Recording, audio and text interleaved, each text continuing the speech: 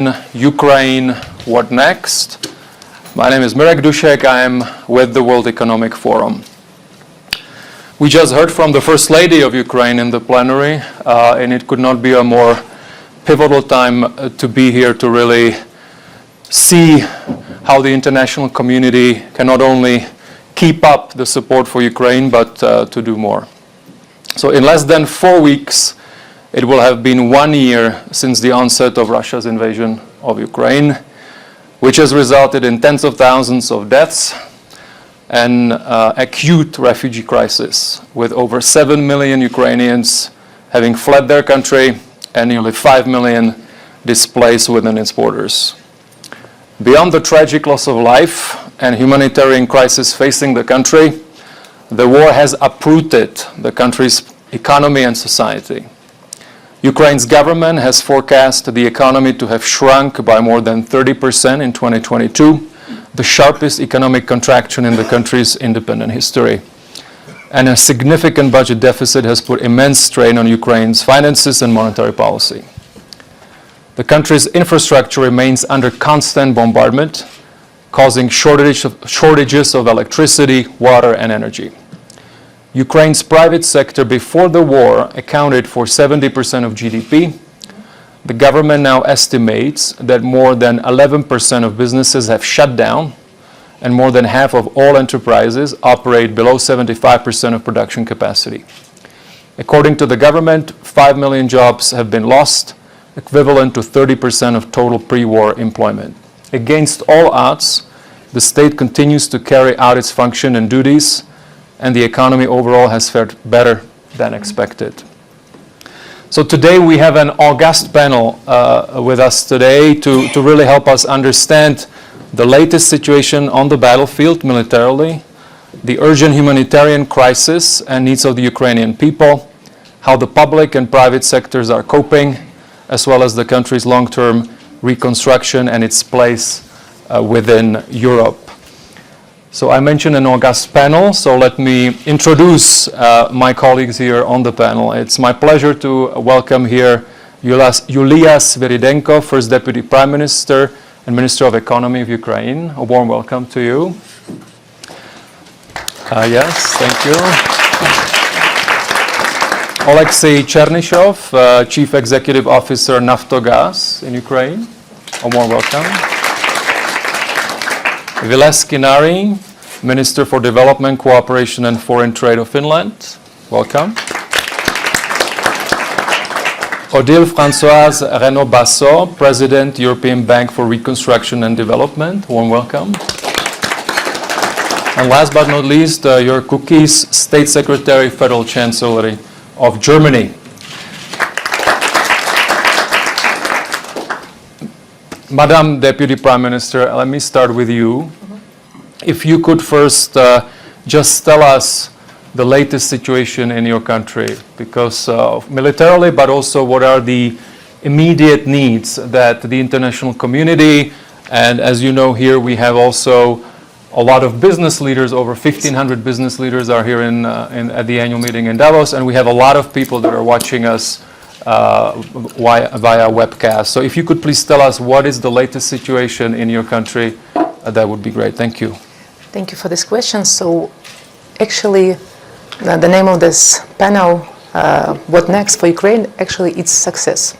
Because we're discussing future, it means that everybody understand that Russia won't achieve its goal, and we definitely win this war. So it's very hard, of course, to speak about future right now when Ukraine is under the constant missiles strikes, like we witnessing this weekend, the big massive attack on residential building in Dnipro. So it means that all questions related to what is the future for Ukraine will start with the question, what can be additional support for military, for weapon, for the heavy weapon for Ukraine for now, just to speed up the victory and to start the rebuilding, reconstruction, and to return back our refugees that you mentioned at the beginning. So for now, The situation is following. We keep fighting. We are asking our partners, allies, to provide us with additional weapon, with a heavy weapon, armaments, everything to squeeze Russia from Ukrainian territory. Second thing, we're able and willing to discuss peaceful formula that were launched by the President Zelensky and were announced, and today First Lady also mentioned peaceful formula in her speech. So it's very important right now to move from the paper to practical implementation and to take responsibility. And it's our task. It's for our partners to find exact country that will take exact responsibility over some steps of this peaceful formula. And of course, last year we achieved relatively macroeconomic stability together with our partners, with our IFIs, and we talked a lot about strategy of post-war recovery, strategy of the recovery during the wartime. So now we need to move from the strategy to the concrete project for recovery and reconstruction. As you mentioned, and I absolutely agree with you. So it's a big humanitarian catastrophe that 7 million Ukrainians are living abroad, and it named like refugees, but for us it's not refugees because it's temporarily displaced people, as majority of them, 90% would like to return back to Ukraine. So what we need to discuss right now with our IFIs, our partners, what kind of solution could be found for business to encourage them to start business in Ukraine, to come to participate in early recovery, so to achieve this goal to return our people back. And so that's why it's I think that Ukrainian shows resilience during this wartime, and I think that Ukrainian business also show this resilience, and it's such kind of characteristic of Ukrainians that can help foreign investment to come and to feel comfortable and to achieve their goals. So that's why our idea is, first of all, to stress on the necessity to provide this additional military support, and of course to find some additional tools with our IFIs partners, how we can facilitate Ukrainian business to develop, and how we can facilitate foreign investment to come to Ukraine even now with different mechanisms such as insurance for the war risks, for example, or some additional finance that can be provided. Thank you. Can I just have a small follow-up question on the peace formula? Yes. The First Lady spent quite a long time on it in her speech. I think she also mentioned, if I understood correctly, that Ukraine is working with as many countries as it can to develop it or implement it. Could you just elaborate a little bit on the process? So at the end of February is going to be special session of United Nations when the President Zelensky will discuss how we might implement together with our partners this peaceful formula. So it means that we would like to participate in the implementation of this peaceful formula as much countries as it possible, for all those countries that are searching for a peace for Ukraine and are able to participate. Because some, for example, agri-food security, everybody understands that it's a very practical issue, and it's about blocking of the seaports, it's about transportation routes, about warehouses. So that's why we think that it's 10 very obvious steps that can bring peace. Our idea is to find partners that will take responsibility over some of these steps. So together with Ukraine to provide us with this additional guarantee for implementation of this peaceful formula. Very interesting. Thank you. Let me move to Mr. Chernyshov. You're heading an energy company. We have seen Ukraine's infrastructure come under severe attack, particularly since October. Nonetheless, you said last week that engineers, together with local authorities and utility workers, have restored more than 55% of energy infrastructure facilities destroyed or damaged by Russia. It's quite impressive given the circumstances. Could you just give us a sense of what is the extent of the damage that your country's energy infrastructure has undergone, and how are you working to restore access to ensure that the economy can function to the largest extent possible? Just to give us a little bit of a sense of the damage and the landscape overall on energy. Yes, absolutely. First of all, good afternoon to everybody. I thank you, all of you, for visiting this important panel for all of us. As it is being said on the wall, World Economic Forum, the ambition and the commitment to improve the state of this world. I think this improvement might start from Ukraine and from our historical moment that we are facing together, all of us. This is not only a Ukrainian issue, and our allies are demonstrating it constantly. That is the challenge for all civilized world right now, and I believe we're going to cope with it. Coming back to energy situation, this is a full-scale war, especially starting after October 10. Russians have started actively targeting critical infrastructure, moreover, civilian critical infrastructure. Their target is to deprive Ukrainians from heating, water, gas, and other utilities. The target is to break Ukrainian spirit. The strategy will not work. This will only strengthen Ukrainian spirit to fight and to prevail. Right now, our short-term task is to survive, to go through the winter. This means more gas, this means more energy, more generators, more decentralized energy guarantee and supply. And moreover, we should go ahead and win this war. In terms of the repairs that we are doing them constantly, every day, as we are being actively attacked. And in this way, we have also done a lot of things within decentralized supply of energy, and we are planning to increase. Using this opportunity, I would like to thank you to our international allies and partners who support us in this way, and this is critical and very important for Ukraine. Of course, we are still targeting to get more gas during the course of this winter. We are targeting to get more generation equipment, to get more energy, and we expect more losses in this area. That is clear.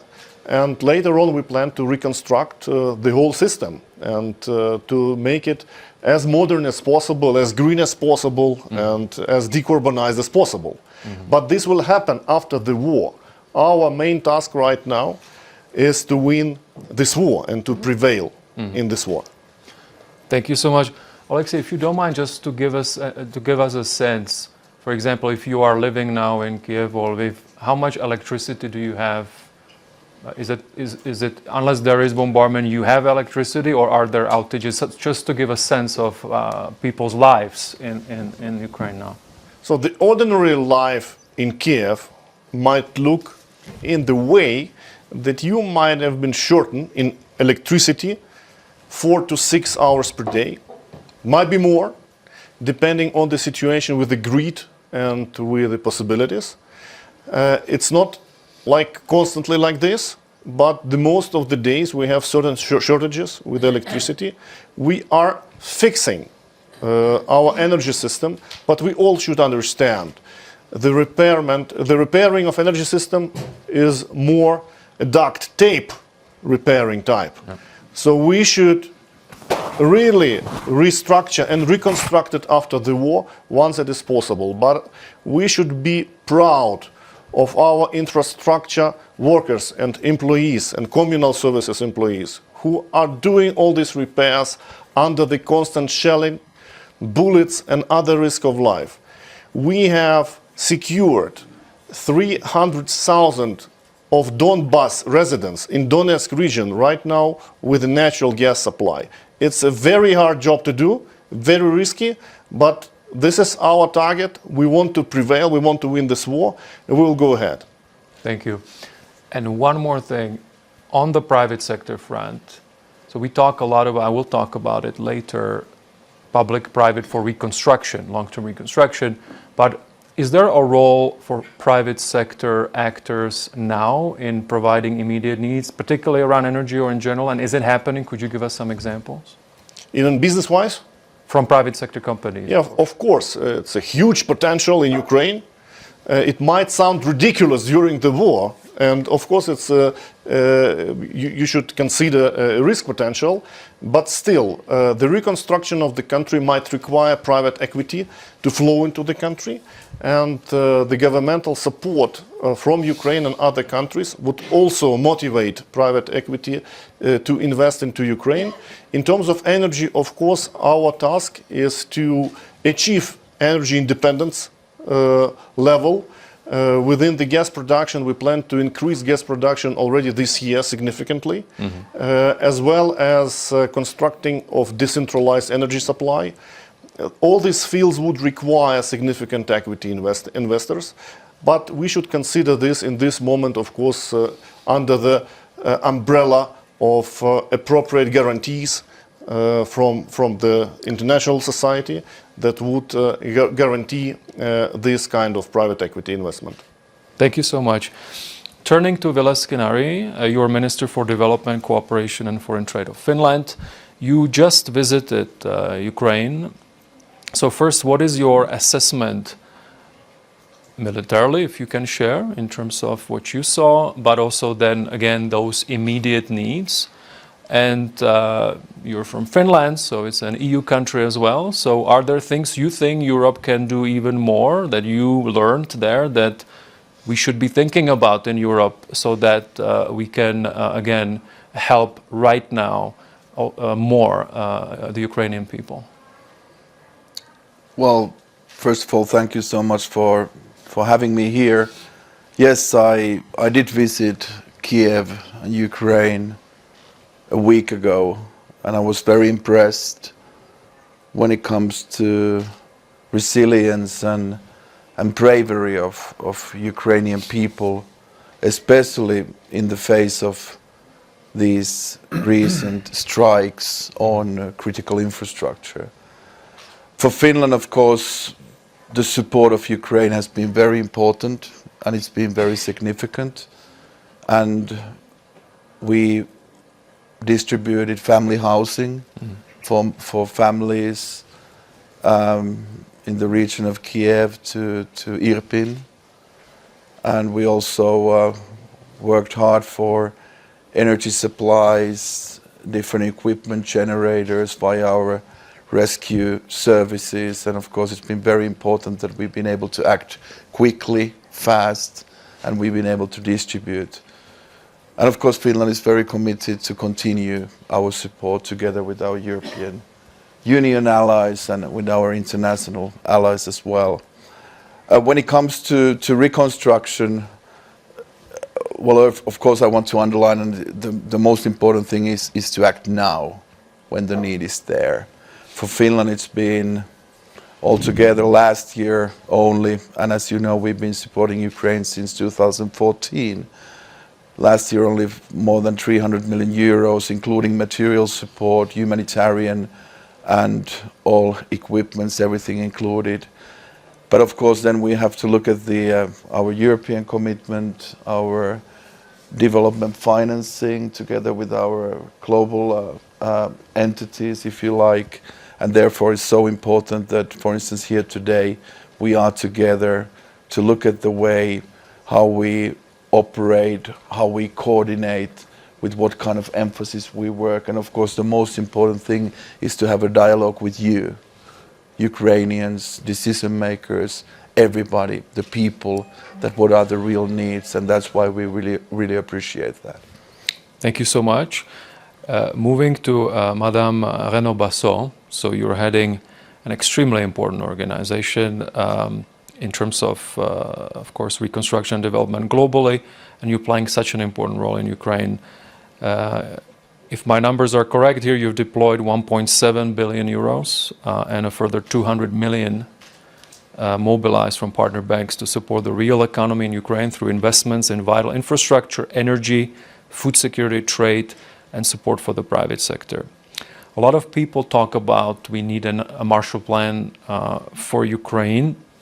So tell us a little bit about, because you have, of course, people also that are working with you on the ground. So what is the role EBRD is playing right now in terms of these immediate needs, but also crucially then, if we say this is a Marshall Plan for Ukraine, obviously we are in the 21st century, So what are the things you're working on, and what would be things that are maybe a little different, things we should be paying attention to make it really relevant for then not only rebuilding but building a modern economy in the 21st century in Ukraine? So thank you, but I think as it has already been said, what is very, very important is to support Ukraine now. And indeed, we need to prepare for reconstruction and to think about it and to get organized about it. But I think that the more we do now, the better. First of all, the more it will give chance to the country to win the war, and the less we will have to do in reconstruction. And in a way, it's not... I think we are in an environment which is, we already start to reconstruct everything we do in terms of emergency repair since the attack on the key infrastructure have started in October is, starting already to reconstruct. Of course, we will have to do much more later on, but really providing support now is absolutely key. At EBRD, because we are a bank focusing mainly on the private sector, what we've done this year is really to focus on the real economy. What we can do effectively to support the real economy, so the key infrastructure to keep going, and we provided financing to buy gas very early on, to support the electricity network company, and we provided now 450 million financing to the company this year, and including emergency repair in order to help them to buy generators, to buy the material they need in order to fix as quickly as possible the infrastructure, but also the railway company, and also a lot of focus on the private sector, in the agribusiness, working directly with our clients there, but also with sharing with the banking system. What is absolutely amazing, and I was in Ukraine before, in October, is the fact that everything continues to function. And we all think about, we see the very, very, devastating destruction and so forth, but when you think that the banking sector, they all have their branch opened in the country for clients, and everything function. So but of course they need support, but the resilience is really impressive. So that's what we've been doing, and other IFIs have been focusing more on budget support because the government need money because of the collapse of tax revenues, because of the GDP shrinking, and also additional expenditure related to the war. So there is a good complementarity there. I think so we need to continue to do that, and we are committed to do this going next year. We've been able to do that thanks to donors and shareholder support, because for a bank it's very challenging it's a high level risk. We are financing clients who may, for investment they are doing which may be destroyed the day after, so their capacity to repay is not very clear, but we have been able to take this risk, and we take half of the risk on our balance sheet, and we get donor support for the remaining 50%, and it has been a huge international effort because we got 1.3 billion of donor support from EU countries, the US, all our shareholders. And that has been very important, and I think it's important to acknowledge also the level of support received, and the mobilization for Ukraine, and that has been very important to keep going this year, and continuing to do that will be important in the future. One important dimension in the reconstruction will be the reform agenda, and we are of course, in the war, you focus on the emergency, so the deep structural reform are much more difficult to undertake.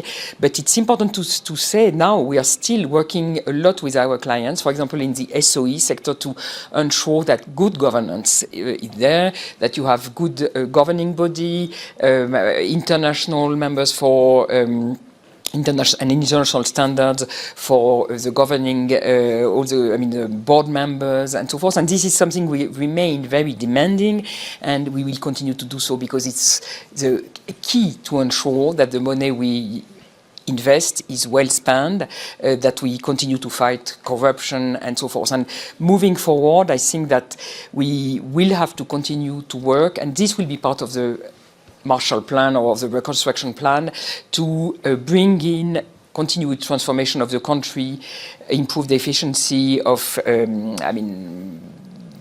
public administration, even if they have the in the context of the war, there has been a huge effort. For example, we have, I think the Ukrainian administration are ahead of a lot of developed countries in digitalization and so forth. So this change is still ongoing now, but this will be part of the agenda. One important element also in the reconstruction will be coordination.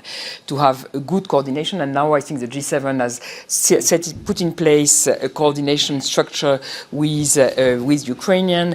We with other IFIs have also developed a sort of, and with the Ukrainian government, they've put in place operational coordination structure in order to be sure that we are all moving in the same direction, using, the best qualities of each of us in order to be the most effective possible on the ground. Thank you so much.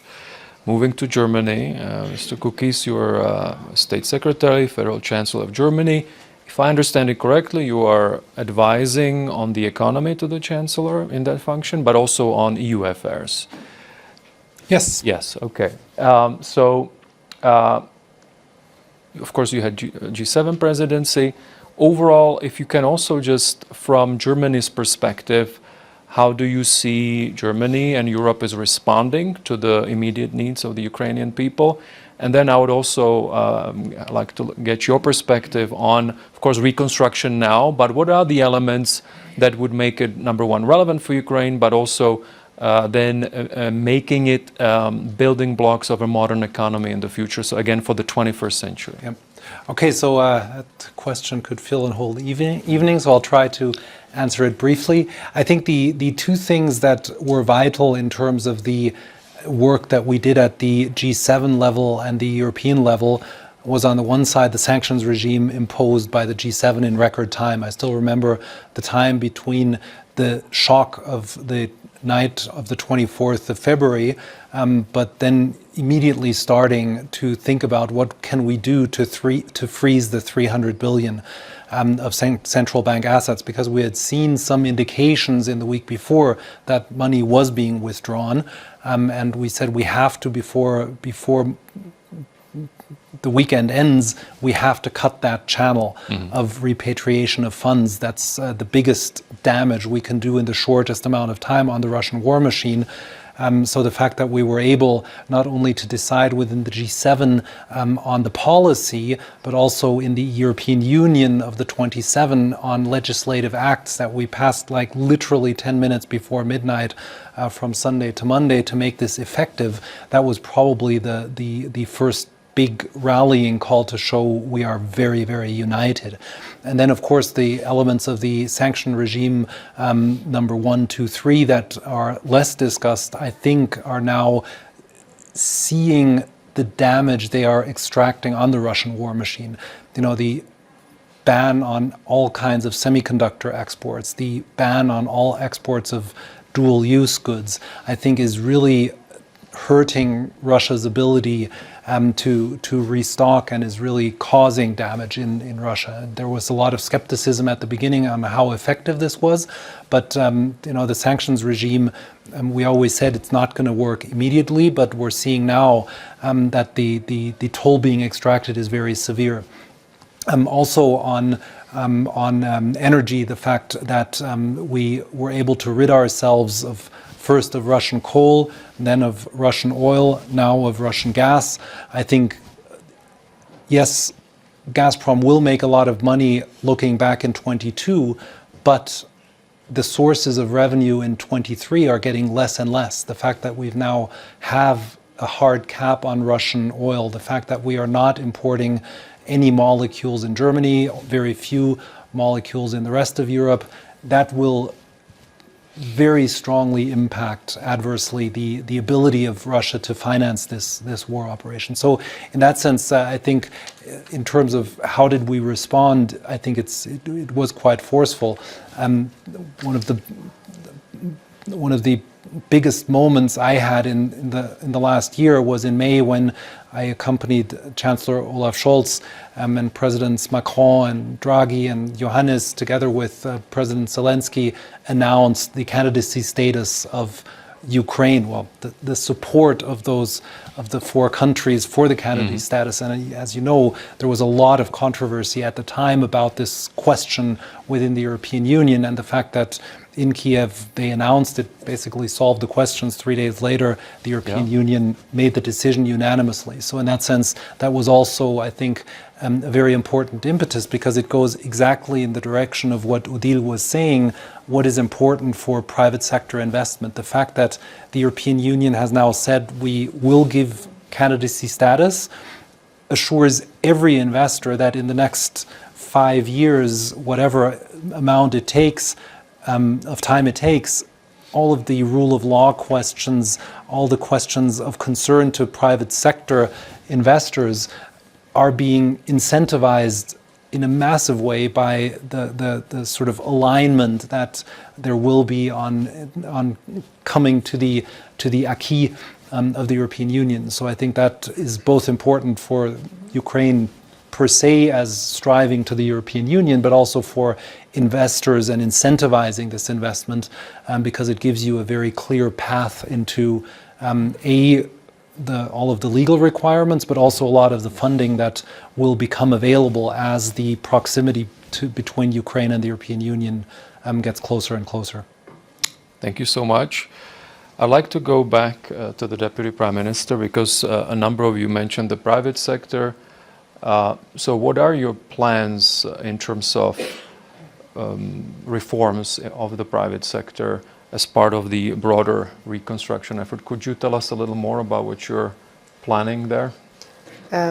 For private sector, yes. So for private sector, I mentioned before, we are working out insurance mechanism that will allow them to invest in Ukraine during the wartime. So it's actually it's a new mechanism. Previously, something common. It was previously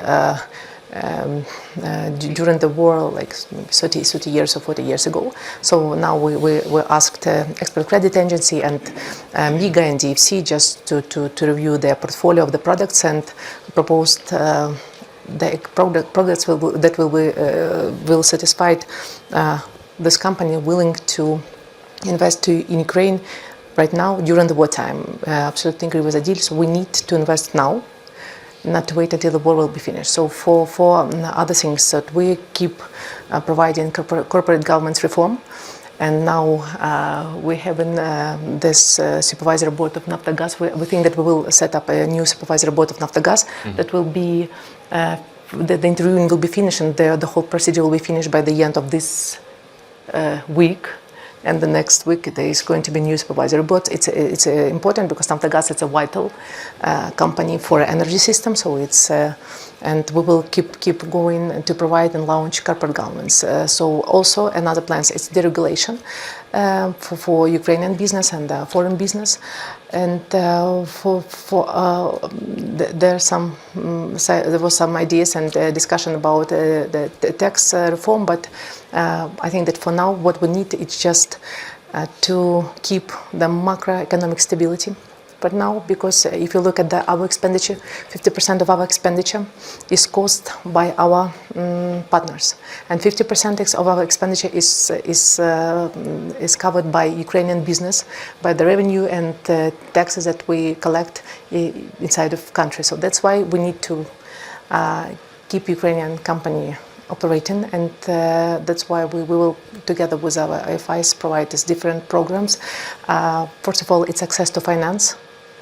And it's an insurance. This is the main thing that should be on the table right now during the wartime, to persuade Ukrainian business continue working, and to persuade foreign companies come to Ukraine during the wartime and start business. As you know, our president said that Ukraine exactly on the second day of the victory will become the mecca for investments. So that's why we and he always stressed that for this company willing to come and to work exactly on the next day, they should start it right now to make the preliminary studies, to make some additional analysis, not to wait time, and to gain the biggest opportunity on the next day after the victory. Madam Deputy Prime Minister, one more thing. We haven't talked too much about the social aspect or the societal aspect of the needs that the Ukrainians have. Of course, it's tragic for children. There is always the risk of really losing the traction you need to have with children on education, healthcare, etc. So could you just give us a sense of the needs and also what kind of considerations you have around that societal tissue of Ukraine also for the reconstruction?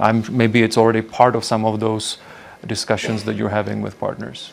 So for social needs, I would say, so I think that the big challenge for us is going to be unemployment rate.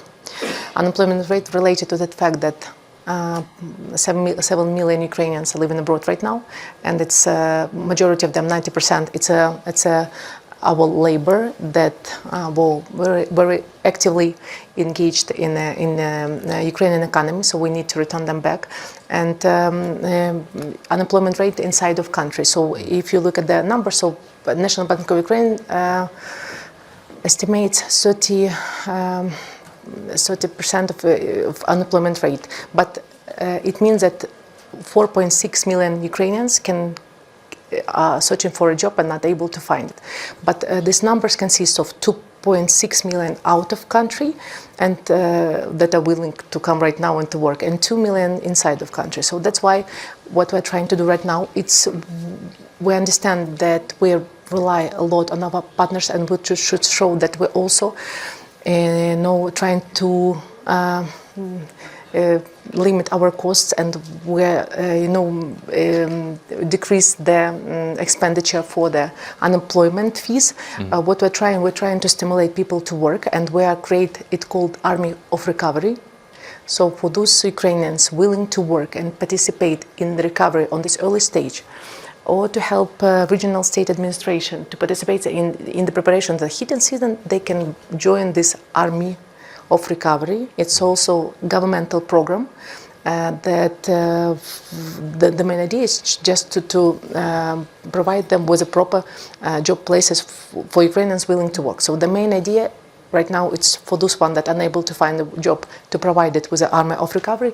For those who have entrepreneurship skills, to provide some guarantees, financial and granting from the government to set up or enlarge their business. And it's an extremely popular program right now in Ukraine.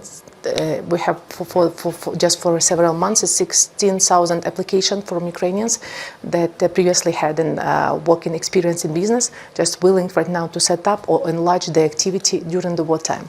So we are like a government, just need to provide people with opportunity to work and to develop their skills during the wartime, because residential restoring of the residential building, and we're very grateful for the partners that provide us with different construction and workplace, that factors that influence Ukrainians to return back or to stay in Ukraine and to fight by the end. Thank you. If we just got a quick reaction, because we're coming to an end, but just from Alexei, the Deputy Prime Minister mentioned, of course, unemployment. So obviously there is war, people are fleeing, there's a lot of disruption. I have talked to some executives in Ukraine, and I know how much big companies are also part of the picture. So I'm just interested, for example, your employees. How are you dealing with the fact that maybe some of them are displaced? How do you take care of them? First of all, I'm very proud of our employees.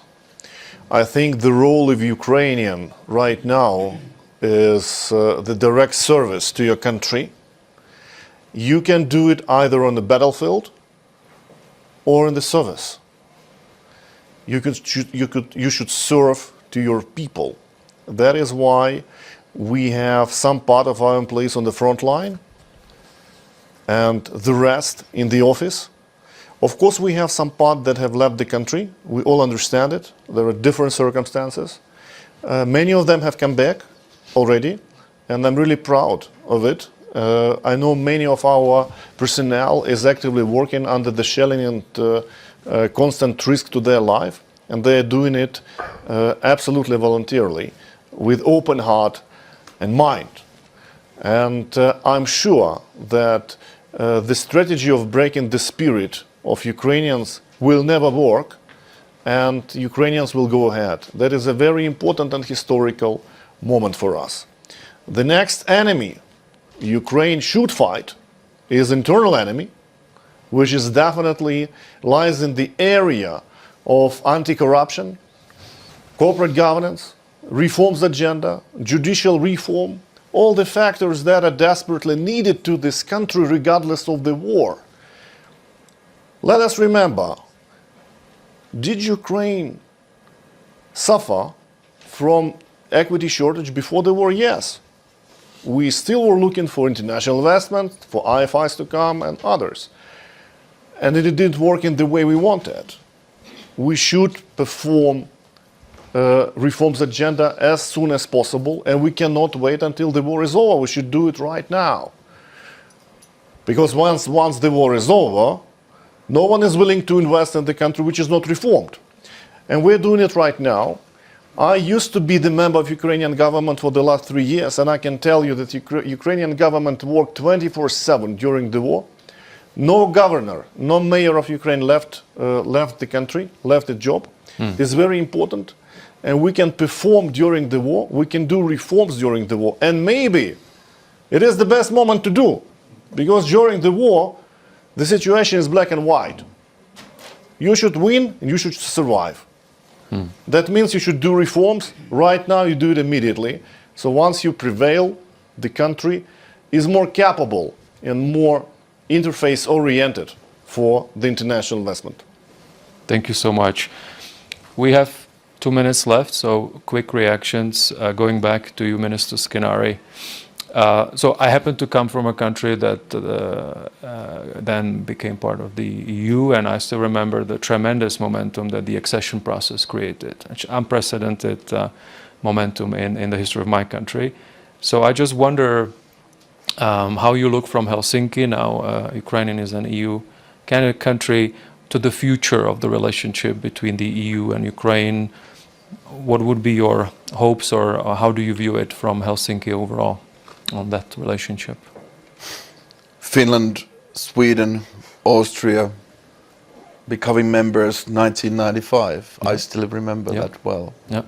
A lot of ambitiousness, a lot of implementation. But as said here earlier, rule of law, reforms, of course, there is a roadmap. There is a roadmap and everything is doable.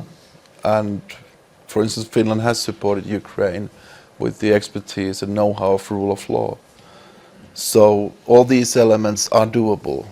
And of course, we really hope that we can see these reforms in action. But the most important thing is the spirit, commitment of the country, its people and the decision makers. So of course, European Ukraine is a goal that we all would like to see. Thank you. Maybe the same question to you, Mr. Kukis.